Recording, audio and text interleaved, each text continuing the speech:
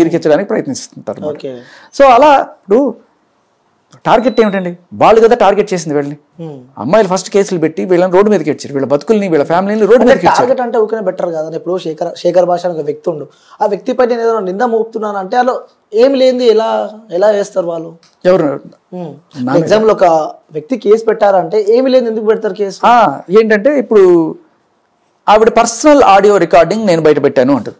నేను బయట పెట్టడం ఎప్పటి నుంచో ఉంది అది మీడియాలో. కాకపోతే ఇదిగోండి వినండి చూడండి అని చెప్పి నేను వచ్చి ప్లే చేశాను. సో అది first of all audio recording మాత్రమే. అది ఏదో ఆవిడ వీడియో రికార్డింగో ఆవిడ అశ్లీలమైన ఇదో కాదు. అది ఒక కామన్ కాల్, ఒక ఆఫీస్ బాయ్తో మాట్లాడుతున్న కాల్. ఇలాంటి ఏదైనా సరే ఆడియో కాల్సే బేసికల్లీ. నేను ఈ లావణ్య లాగా చీప్గా ఆడపిల్లలందరినీ రోడ్డు మీద పడేసి వాళ్ళ న్యూస్ అవన్నీ కూడా మీడియాకి అందరికీ పాంప్లెట్లు పంచినట్టు పనిచేసి ఇంత దరిద్రం చేసిన వాళ్ళ మీద ఏ చర్యలు లేవు. నిజాన్ని అది కూడా ఎటువంటి ఇది కాకుండా ఓన్లీ ఆడియో రూపంలో నేను ప్రశ్నిస్తున్నాను. దానికోసం ఏదో రకంగా కేసులు పెట్టి ఇరికించాలి. అందులోనూ నా మీద పెట్టింది ఎక్కడ కేసు, నార్సింగి పిఎస్లో. అక్కడ ఆ రోజున సృష్టి వర్మతో పాటు లావణ్య కూడా కూర్చొని ఇద్దరు కాలు మీద కాలు వేసుకొని ఈవిడ కుక్క పిల్లని కూడా ఎత్తుకొని మాట్లాడుకుంటూ కేసు పెట్టారట. సో వాళ్ళకి నడుస్తుంది అక్కడ కేసు, అంతే కదా. ఓపెన్ గా మాట్లాడుతున్నారన్న.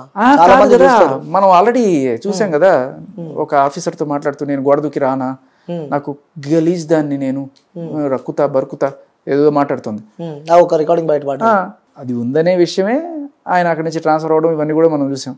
సో బేసికల్లీ ఈ ఆఫీసర్లతోటి ఇంకెంతమందితో అది చెప్తుందామె, నేను కాప్స్ని ఉంచుకున్నట్టే మిమ్మల్ని కూడా ఉంచుకుంటానే ఎవరినో రిపోర్టర్స్. ఇప్పుడు రిపోర్టర్స్ కూడా ఉంచుకుంది కొంతమందిని, వాళ్ళందరూ కూడా కొంతమందిని ఉంచుకుంది అంటున్నారు. ఆవిడ అదే కదా చెప్తోంది, కాప్స్ ఉంచుకున్నట్టే నేను కూడా ఉంచుకుంటాను అంటుంది కదా.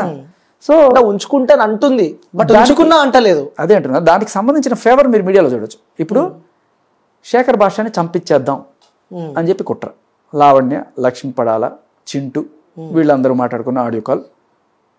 దాంట్లో వాళ్ళ తమ్ముడు కూడా ఎలా కార్తీక్ అనేవాడు కూడా ఉన్నాడు రెడీగా చంపేయడానికి. ఇవన్నీ మాట్లాడుకున్న ఆడియో కాల్ ఉంది.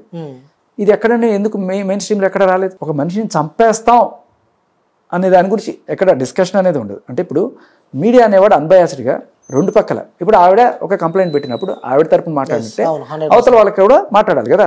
ఇప్పుడు పెద్ద పెద్ద ఛానల్స్ లైక్ పేర్లు ఎందుకులేండి, శాటిలైట్ ఛానల్స్, వాళ్ళందరూ కూడా ఓన్లీ ఆవిడ మాత్రమే మనిషి, ఆవిడ మాట్లాడిందే మనం వెయ్యాలి. ఆవిడ ఏమంటది, శేఖర్ భాష మస్తాన్ సైకిల్స్ నన్ను ఇరికించడానికి ప్రయత్నించారు, ఇదిగోండి కాల్ రికార్డింగ్ నేను ఎక్కడ, నీకు ఇన్ఫర్మేషన్ తెలిస్తే చెప్పు అంట. నేను వాడేమంటాడు, లేకపోయినా నేను పెడతానని ఎక్కడో అంటాడు. దానికి నేను పెట్టును పెట్టద్దు అనో ఏమి చెప్పింది కూడా ఏముండదు. దాన్ని తీసుకొచ్చి కుట్ర కుట్ర కుట్ర వేయండి వేయండి వేయండి పెరికించాలి. మరి వాళ్ళతో ఆ రిలేషన్ ఉందప్పటే కదా వాళ్ళంతా ఇదిగా మోసుకెళ్తున్నారు ఆవిడని. ఆవిడ ఏమంటది, కాప్స్ ఉంచుకున్నట్టే నిన్ను కూడా ఉంచుకున్నాను, మరి ఉంచుకుందేమో వాళ్ళని. అందుకనే నాకు మాట్లాడే అవకాశం ఏమైనా ఇచ్చారా? ఇప్పుడు నేను యూట్యూబ్ ఛానల్స్లోనే మాట్లాడుతున్నాను తప్ప ఒక పెద్ద శాటిలైట్ ఛానల్ ఏదన్నా పిలిచి శేఖర్ మీ వర్షన్ ఏంటి, ఆ అమ్మాయి మీ మీద నిందేసింది కదా, వాళ్ళు వేసుకుంటారు ఏది ఒక కామాంధుడు క్రూరుడు ఆ మస్తాన్ సాయి తీసిన వీడియోస్ ఇవన్నీ కూడా దాంట్లో కూడా నన్ను కూడా అంటే ఆ ఫొటోస్ నా ఫొటోస్ కూడా ఎక్కడో చోట వేసేసి నన్ను దాంట్లో కలిపేసే ప్రయత్నం అనమాట. ఒక్క మాట అంటే ఒక 45 రోజులు చెంచల్ కూడా జైల్లో ఉండొచ్చిన ఆవిడ ఇప్పుడు ఏమన్నా దేశ సేవ చేసిందా? కనీసం ఏమన్నా ఉద్యోగం చేస్తా? ఏమీ లేదు. బ్లాక్మెయిలింగ్ కేసులు ఉన్నాయి, ఎక్స్ట్రాషన్ కేసులు ఉన్నాయి, ఇన్ని కేసుల మధ్యలో ఉన్నాయి. ఈవెంట్ని కూర్చోబెట్టి గంటలు ఇంటర్వ్యూలు చేస్తారు, ఇది చేసుకుంటారు. ఆవిడ ఒక మనిషి మీద నిందేసినప్పుడు అడగాలి కదా నన్ను వచ్చి, మీ వర్షన్ ఏంటి శేఖర్ భాష అని ఒక్క ఛానల్ అడిగిందా? అక్కడే మీరు చూడొచ్చు clear cut biasness, biased, very biased. Time ఇస్తలేరు కూడా అనుకోవచ్చు కదా. నీకే టైం ఇచ్చాను, వాళ్ళు అడిగితే ఎందుకు టైం ఇవ్వను? అంటే శాటిలైట్ ఛానల్స్ పట్టించుకుంటలేదు, శేఖర్ భాష వర్షన్ వింటలేదు అసలు. క్లియర్ కట్గా మరి ఆవిడ డబ్బులు కమ్ముడిపోయారా, లేకపోతే ఆవిడ చెప్పినట్టుగా మీడియా కాప్స్ ఉంచుకున్నట్టుగా వాళ్ళని కూడా ఉంచుకుంటుందా? మరి దేనివల్ల వాళ్ళు అవతల వాళ్ళ వర్షన్, మీరు అన్బయాస్డ్ ఛానల్, మేము ఇరు పక్షాలు వింటాం, రెండు పక్షాల వాళ్ళకి వినిపిస్తాం, ఇదే కదా మీరు చెప్పుకునేది. మరి ఎక్కడ శేఖర్ భాష వర్షన్, ఎక్కడ మీ ఛానల్లో శేఖర్ భాష కనబడ్డాడు? మీకు ఒక విషయం చెప్పనా, లిటరల్లీ నేను చేసిన ఇంటర్వ్యూ కూడా డిలీట్ చేశారు వాళ్ళు. ఓకే, నిజాలు ఎక్కడ బయటకు వస్తాయని చెప్పి. ఏ ఛానల్ అది? ఒక ప్రముఖ ఛానల్, శాటిలైట్ ఛానల్లో మీ ఇంటర్వ్యూ, నా ఇంటర్వ్యూ ఆ నెక్స్ట్ రోజు నుంచి కనబడదు. అదేంటి 5 నిమిషాలు వచ్చింది, ఆ ఇంటర్వ్యూ తర్వాత కనబడలేదు. అంటే ఆ రేంజ్లో పోలీసుల్ని, రిపోర్టర్ని ఉంచుకోవడమో లేకపోతే ఆవిడ చెప్తున్నాడు, ఆవిడ ఏమందంటే కాప్స్ని ఉంచుకున్నట్టుగా మిమ్మల్ని కూడా ఉంచుకుంటాను, అలా మరి ఏం చేసిందో తెలియదు, ఆవిడ మోచేతి కింద నీళ్ళు తాగుతున్నారో తెలియదు. ఎందుకు ఆవిడ నా మీద నిందేసినప్పుడు నాకు నిందని ఎక్స్ప్లెయిన్ చేసుకునే అవకాశం మీరు ఎందుకు ఇవ్వరు? ఆవిడ 800 మంది అంది ఆ రోజున, తర్వాత 600 మంది అన్నారు, 300 మంది అన్నారు, ఒక తెవతో 900 మంది అంటారు దారిలో. కట్ చేస్తే ఈవిడొచ్చి తర్వాత ఫైనల్గా 44 మంది అంది. ఇప్పుడు పోలీస్ రిపోర్టర్లో 6 మంది. ఇవాళ ఇదే పెద్ద పెద్ద ఛానల్స్ పోలీస్ రిపోర్ట్ తీసుకొని 6 మంది అని చెప్తున్నారు కదా, చాలా క్లియర్ కట్ గా. మరి ఎంత డ్యామేజ్ చేశారు వీళ్ళు? లావణ్య ఏం చెప్తే అది తీసుకొచ్చి మోసుకొని అక్కడ అందరికి వినిపించారు. ఇవాళ నిజం తెలిసేటప్పటికి ఒక్కడు మాట్లాడు, తప్పైందండి క్షమించండి మేము తప్పేసాము ఆవిడ మాటలు నమ్మి. అసలు ఇవన్నీ కాదు, 800 600 కాదు, 6 మంది అయినా సరే వీళ్ళ అమ్మాయిల బతుకుల్ని రోడ్డుకి ఇచ్చి వాళ్ళందరినీ పాంప్లెట్లు పంచినట్టు పనిచేసింది ఆ వీడియోలు. వాళ్ళ జీవితాలు ఏం కావాలి?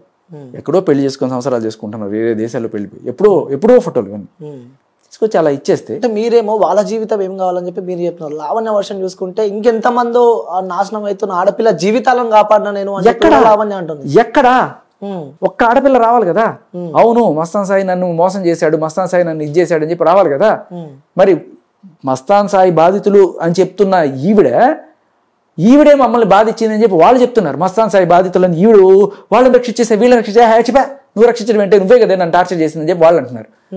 ఆ స్వాతి కావచ్చు, ప్రీతి కావచ్చు, ఇంకొక అమ్మాయి మొన్న రీసెంట్గా పేర్లు బయటగా చెప్పుకోకుండా వీళ్ళందరూ కూడా 4 అమ్మాయిలు క్లియర్ కట్. అందులో 2 అమ్మాయిలు కేసులు పెట్టారు, లావణ్య మమ్మల్ని బ్లాక్మెయిల్ చేస్తుంది ఇవండి వీడియోస్ అన్ని పెట్టుకొని అని చెప్పి. లిటరల్ కళ్ళ ముందు కనబడుతున్నాయి కదా, కానీ అవి ఎక్కడ కూడా ఈ పెద్ద ఛానల్స్ బయట పెట్టవు. ఎందుకంటే మోచేతి కింద నీళ్ళు తాగుతున్నారా లేకపోతే ఉంచుకుందో తెలియదు.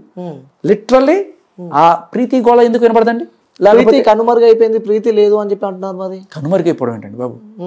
అమ్మాయి బాగానే ఉంది, ఏదో ఆపరేషన్ కోసం వెళ్ళింది అంటున్నారు కొంతమంది. ప్రీతి ఎక్కడికో వెళ్ళిపోయింది, ప్రీతి కనిపిస్తలేదు అని చెప్పి కూడా అంటున్నారు. అంటే 24 గంటలు ఈవిడలాగా బయటకు వచ్చి పోరాడే ఇది ఉండదు. సో నేను ఒక్కనే గట్టిగా వినిపిస్తున్నాను ఇవన్నీ కూడా. కానీ చాలా క్లియర్ కట్గా ఇప్పుడు ఒక పెడలర్కి ఇంత మైలేజ్ కూర్చోబెట్టి ఆవిడ ఇంటర్వ్యూలు తీసుకోవడము, ఆవిడ ఏం చెప్తే అది హెడ్లైన్స్లో రావడము, ఆవిడ వేసే నిందే నిజం. అంటే 45 రోజులు పెడలర్గా చెంచల్గూడ జైల్లో ఉండొచ్చిన మహిళ నన్ను మోసం చేస్తున్నాడు అని రాస్తాడు మీద కేసు పెడితే కేసు అవుతుంది, మస్తాన్ సాయి మీద కేసు పెడితే కేసు అవుతుంది. నన్ను చంపేశాడంటే ఈవిడ కేసు హిస్టరీ ఆల్రెడీ 7 8 ఎఫ్ఐఆర్లు ఉన్నాయి. ఈవిడ అయినా వెళ్ళి కేసులు పెట్టగలుగుతుంది, వాళ్ళు ఎఫ్ఐఆర్లు చేస్తూనే ఉంటారు. అండ్ ఆవిడ ఏం చెప్తే అదే మహా నిజం అనుకున్నట్టుగా అసలు ఆవిడ పాత హిస్టరీని కూడా బయట పెట్టరు. ఇదే మీడియా ఛానల్స్ ఒకప్పుడు లావణ్య 45 రోజులు చెంచల్గూడ జైల్లో ఉండొచ్చింది, జల్సాలకు అలవాటు పడి 300కి గోవాలో కొని అమ్ముతుందని ఇవన్నీ చెప్పారు కదా. అదే మీడియా ఛానల్స్ ఎందుకు ఇప్పుడు నిజస్వరూపాన్ని బయట పెట్టలేకపోతున్నారు? లిటరలీ అమ్ముడుపోయాయి. ఎందుకు? వేరే వర్షన్. సరే పోనీ మీకు ఆవిడ మీద సింపతి ఉందనుకుందాం, జనాల ఇప్పుడు ప్రపంచమంతా ఛీ అని ఊస్తున్నా కూడా ఇట్లా తుడుచుకొని లావణ్య కన్నీళ్లు కార్చింది, లావణ్య క్షమించమని అడిగింది అంటే ఆవిడని జాకీలేసి లేపుతున్నారనమాట. నేను తప్పని ఒప్పుకున్నాను కదా, ఇంకా నన్ను తప్పును ఒప్పుకుంటే ఒప్పుకుని జైలు పో, నువ్వు చేసిన తప్పులు నువ్వు బ్లాక్మెయిల్ చేసావు, తప్పుడు కేసులు పెట్టావు, తప్పుడు కేసులు పెట్టేసి ఇవాళ వాళ్ళు చెప్పారని పెట్టాను వీళ్ళు చెప్పారని పెట్టా అంటే ఎవరు చెప్పారని పెట్టినా నీ వల్ల ఒకళ్ళు సఫర్ అయ్యారు కదా. రాస్తారు నీ వాళ్ళు క్షమించి నేను ఆ అమ్మాయి ఎవరో చెప్పిందని పెట్టాను అంటే ఆ అమ్మాయి పెంటదని మంది అంటే నువ్వు తింటావా? రాస్తారు ఎప్పుడు దొంగ అని చెప్పలే, ఎప్పుడు రాస్తారు గురించి నేను నెగిటివ్ చెప్పలేదు. సో రాస్తారు నా దగ్గరికి రా అని చెప్పి నేను రిక్వెస్ట్ చేసిన తప్ప రాస్తారు ఏ రోజు పిచ్చోడు రాస్తారు కుక్క పిల్ల నువ్వు రమ్మంటే రావాలి పొమ్మంటే పోవాలండి దానికి కాదు కదా. నువ్వు పెంచుకున్న కుక్క పిల్లే నీ దగ్గరకు వస్తుందో రాదో లేదు, మనిషి అతనికి ఇష్టం ఉంటే వస్తాడు లేకపోతే లేదు. కేసులు పెట్టి బలవంతంగా రప్పించుకోవడం ఏంటి? బ్లాక్మెయిల్. దిస్ ఈస్ బ్లాక్మెయిల్ కదా, లిటరలీ బ్లాక్మెయిలింగ్. రాకపోతే కేసులు పెడతా, కేసులు పెట్టి రప్పించుకుంటా. సో ఈ బ్లాక్మెయిలింగ్ ధోరణే అందరితోనూ చేస్తుంది ఇవిడ. అండ్ అసలు ఈ విషయాన్ని ఇంత పెద్దది చేసిందే ఈ మీడియా. ఒక 4-5 రిపోర్టర్లు ఉన్నారు, అందులో ఇప్పుడు ఒక అమ్మాయి పేరు వినబడుతుంది. ఈ అమ్మాయి నన్ను మోసం చేసింది, నేను ఎంతో 40,000 ఇచ్చాను 30,000 ఇచ్చాను అది అని చెప్పి. అంటే ఈవిడికి డబ్బులు ఇవ్వడం ఇవన్నీ అలవాటు, ఈవిడికి డబ్బులు ఇవ్వడం అలవాటేనా? ఒకవేళ నిజంగానే ఇచ్చుంటే చూపించమనండి, ఎవరికి ఇచ్చింది డబ్బులు, ఎంత ఇచ్చింది చూపిస్తే అప్పుడు అర్థమైపోతుంది కదా ఎవరెవరికి ఇచ్చిందో. అర్థమైందా మీకు? అవునవును. సో ఎవరెవరికి ఇచ్చిందో ఈవిడికి ఇచ్చానని చెప్పుకుంటూ ఇది చేస్తున్నారు. కారణం ఏంటి చెప్పనా? క్రైమ్ రిపోర్టర్లో 6 మంది గ్రూప్ ఉన్నారు. ఓకే. ఈ 6 మంది గ్రూప్లో ఒక 5 మంది మగవాళ్ళు ఉంటే ఈ ఒక్కతే అమ్మాయి. సో మరి పార్టీలను లేకపోతే మందు పార్టీలను ఏ పార్టీలకైనా పిలిచినప్పుడు మేబీ అమ్మాయి వెళ్ళి ఉండకపోవచ్చు. ఓకే, వీళ్ళని కూడా పిలుస్తుందా జర్నలిస్ట్లని? అఫ్ కోర్స్ 3 సార్లు వీళ్ళు 3 సార్లు పార్టీలు చేసుకున్నారు శుభ్రంగా. ఓకే, జర్నలిస్ట్లు అంతా కలిపి. ఎస్. ఓకే, మీ దగ్గర ఎవిడెన్స్ ఉందా? ఉంది. చూపిస్తారా? మీకు వినిపిస్తాను, మీరు నేను విన్నది చెప్పండి. ఓకే ఓకే, తర్వాత వినిపిస్తా అంటారు. ఓకే, ఎందుకంటే ఒక జర్నలిస్ట్లపై మీరు నింద మోపుతున్నారు ఇప్పుడు, అంటే వాళ్ళు కూడా సమాజం కోసం పోరాటం చేశారు. కాదు ఒక జర్నలిస్ట్ పైన నింద మోపడం అనేది ఇప్పుడు ఆవిడే స్టార్ట్ చేసింది కదా.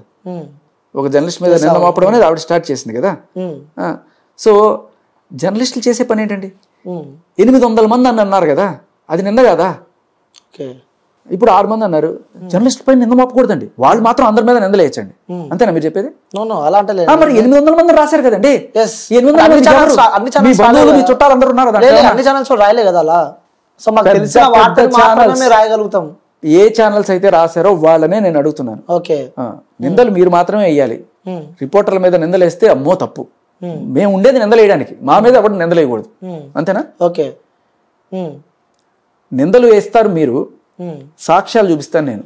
ఆధారాలు లేకుండా ఏది మాట్లాడు అంటే శేఖర్ భాష గారికి ఎక్కడ ఏం పని ఉండదు అసలు. ఇవే ఏం జరుగుతుంది సమాజంలో, దానిపై ఏం తీసుకురావాలి, ఏం చేయాలి. కానీ నిజంగా చెప్పన్నా, ఈ రాస్తారు లావణ్య ఇష్యూ వాళ్ళు ఎంత సంపాదించిన వాళ్ళను.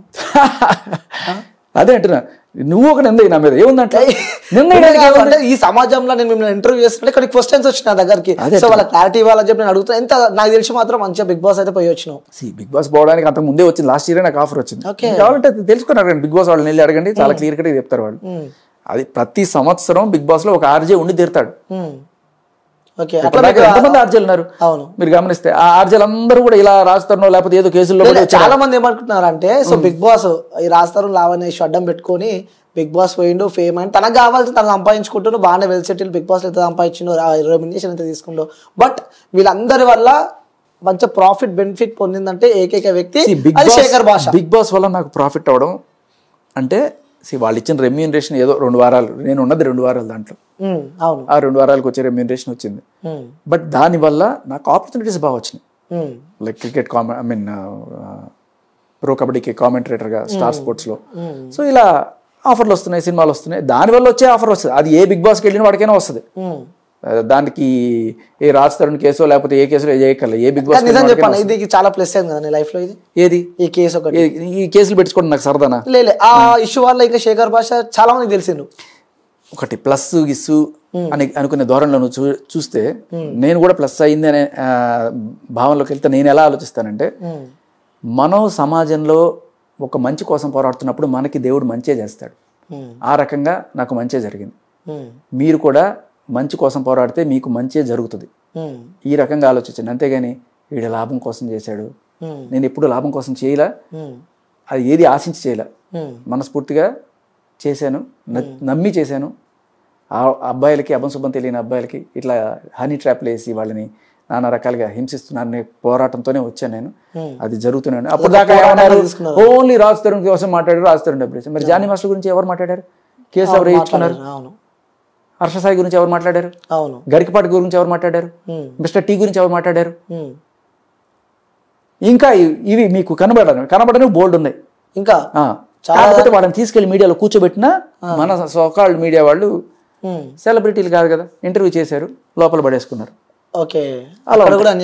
అదేంటరా, కొంతమంది అంటే ఓన్లీ వ్యూస్ కోసం చేసేవాళ్ళు ఉంటారు. నేను వ్యూస్ కోసమే చేసేటైతే మీరు కొన్ని ఛానల్స్ చూడండి, కనీసం పేరు కూడా వాళ్ళు అన్న వచ్చి మీరు నాకేమైనా డబ్బులు ఇచ్చారా? మీడియా చూడరు, ఎవరు పిలిచినా మీరు 100% పోయి మాట్లాడతారని చెప్పి ఒక అవేర్నెస్ కలిగించడం కోసమే చేస్తున్నాను. ఒక ఉద్యమంలా చేస్తున్నాను నేను. ఖచ్చితంగా ప్రతి ఒక్కరికి అవేర్నెస్ రావాలి. ఏదో ఒక రోజు నీ చప్పుడు ఢిల్లీలో వినబడాలి.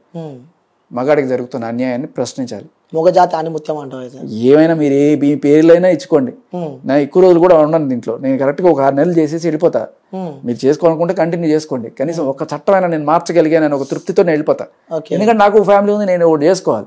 ఎప్పటి నుంచో దీన్ని నుంచి బయటపడదాం అనుకుంటున్నా కానీ పుట్టిన దానికి సరే ఇన్నాళ్ళు ఏదో తిన్నాం బతికాం.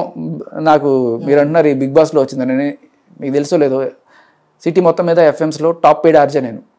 సూపర్. ఆర్జేస్ అందరిలోకి టాప్ మోస్ట్ పెయిడ్ ఆర్జే నేను. నాకు ఆల్ ఇండియా మొత్తం మీద highest number of IRF award గ్రహీత ఎవరన్నా అంటే అది నేనే. ఓకే, ఇది చాలా మందికి తెలియదు. ఏదో ఈ బిగ్ బాస్ అడ్డం పెట్టుకోనో లేకపోతే ఇంకోటి అడ్డం పెట్టుకొని సంపాదించుకోవాల్సిన అవసరం లేదు. ఇప్పుడు కామెంటరీ మళ్ళీ వచ్చింది, కానీ అంతకు ముందే 2018లోనే నేను I was India west Indies series commentary చేశాను నేను, ఇంటర్నేషనల్ సిరీస్. ఇవన్నీ తెలియదు ఎవరికి.